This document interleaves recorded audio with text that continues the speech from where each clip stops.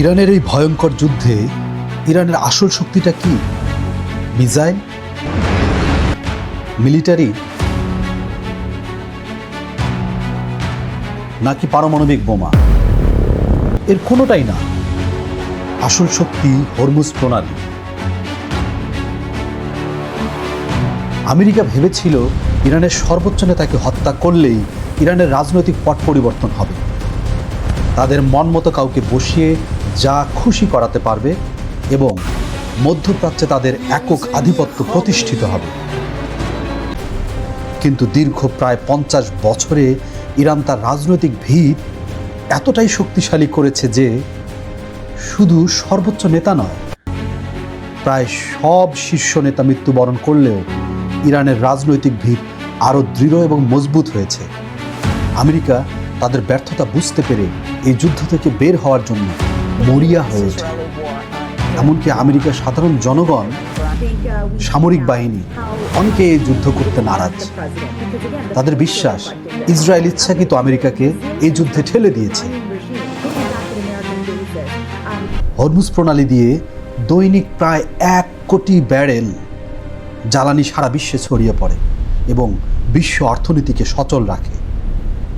বিশ্বের ব্যবহৃত মোট সারের প্রায় 1/3 পরিবহন হয় এই পথ দিয়ে। হরমুজ প্রণালী বন্ধ মানেই সারা বিশ্বে জ্বালানি বাজার অস্থির। ইতিমধ্যে শুধু জ্বালানির দাম বেড়েছে 50%, অন্যান্য জিনিসপত্রের দাম বেড়েছে প্রায় 20%।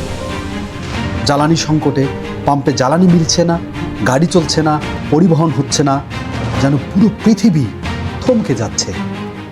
বিশ্ব অর্থনৈতিক মন্দা খুব সন্নিকটে বলেই আশঙ্কা করছেন বিশেষজ্ঞরা। ইরান কেন আমেরিকার বারবার পিছু হটা সত্ত্বেও যুদ্ধ বন্ধ করতে সম্মত হচ্ছে না? আর তারা যুদ্ধ বন্ধের যেসব প্রায় অসম্ভব শর্ত জুড়ে দিয়েছে আমেরিকা কি মেনে নেবে সেই সব শর্ত? ইরানের প্রথম ও প্রধান শর্ত, মধ্যপ্রাচ্য হতে আমেরিকার সকল সামরিক ঘাঁটি সরিয়ে ফেলতে হবে। হরমুজ প্রণালীতে ইরানের একচ্ছত্র আধিপত্য থাকবে এবং আমেরিকাকে বিশ্বাসযোগ্য প্রতিশ্রুতি দিতে হবে ইরানের উপর ভবিষ্যতে যখন তখন যে কোনো অজুহাতে হামলা হবে না। এখন প্রশ্ন হলো, আমেরিকা এই যুদ্ধ হতে বের হতে চাইলে ইরান কেন হচ্ছে না? ইরান কেন চাচ্ছে না এই যুদ্ধ থেকে বের হতে? তারা কি বিশ্বের সব থেকে শক্তিশালী রাষ্ট্রের থেকেও শক্তিশালী? মোটেও না। কিন্তু ইরান আমেরিকাকে ঠিক চিনে ফেলেছে বলেই এই যুদ্ধ থেকে বের হতে চাচ্ছে না। ফলে তারা তাদের গত 50 বছরের অর্জিত সমস্ত শক্তি ও কূটনীতি দিয়ে এর একটি স্থায়ী ও আইনগত সমাধান না হওয়া পর্যন্ত যুদ্ধ বন্ধ করবে না। আর এই লক্ষ্য অর্জনে মূল অস্ত্র হরমুজ প্রণালী।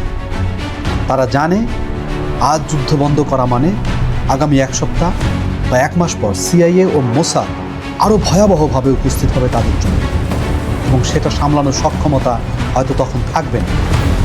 নতুন ছক বানানো হবে, নতুন কোনো বাহানায় হামলা চালানো হবে, যেমনটা হয়েছিল 80-র দশকে ইরান যুদ্ধের পর। ফলে ইরানের মোক্ষম অস্ত্র হরমুজ প্রণালী তাদের এই মুহূর্তে সবচেয়ে বড় অস্ত্র। হরমুজ প্রণালীতে চলাচল সীমিত করার পর থেকে বিশ্বব্যাপী জ্বালানি বাজারে আগুন, এমনকি আগুন দাম দিয়েও জ্বালানি মিলছে না। দক্ষিণ এশিয়ার বাংলাদেশ, ভারত, পাকিস্তান, শ্রীলঙ্কা সহ অন্যান্য যেসব দেশে জাহাজ চলাচলে নিষেধাজ্ঞা নেই সেসব দেশেও দেখা দিয়েছে জ্বালানি সংকট। পাম্পগুলোতে লম্বা লাইন, হইচই, পরিস্থিতি সামলাতে পাম্পে দায়িত্ব পালন করছে পুলিশ।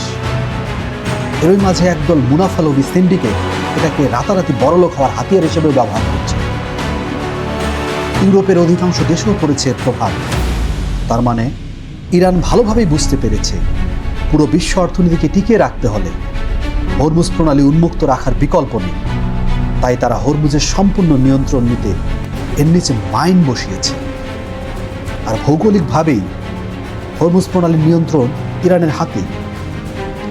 একটি বড় বিশ্ব অর্থনৈতিক মন্দার হাত থেকে বাঁচতে ন্যাটো, ইউএনের মতো আন্তর্জাতিক সংস্থাগুলো বিভিন্নভাবে সমঝোতার চেষ্টা করে যাচ্ছে।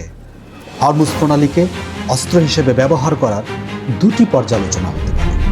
এক, ইরানের এই ধরনের পদক্ষেপের কারণে অন্য বিশ্ব নেতা ও আন্তর্জাতিক সংস্থাসমূহের মধ্যস্থতায় ইরান যুদ্ধের একটি দীর্ঘস্থায়ী সমাধান। দুই, আমেরিকা ও তার মিত্ররা একত্রিত হয়ে আরও ভয়াবহ ও শক্তিশালীভাবে আক্রমণের মধ্য দিয়ে ইরানকে ধ্বংসের চেষ্টা। আর এই যুদ্ধকে আরও দীর্ঘায়িত করলে আগামী বিশ্ব যে গভীর সংকটে পড়তে যাচ্ছে তা সহজেই অনুমেয়। এখন সময়ের অপেক্ষা, এই বন্ধ হরমুজ খুলতে ইরান যুদ্ধের স্থায়ী অবসান হবে, নাকি পৃথিবী এক ভয়ঙ্কর পরিণতির দিকে এগিয়ে যাবে। সঙ্গেই থাকুন, সুস্থ থাকুন।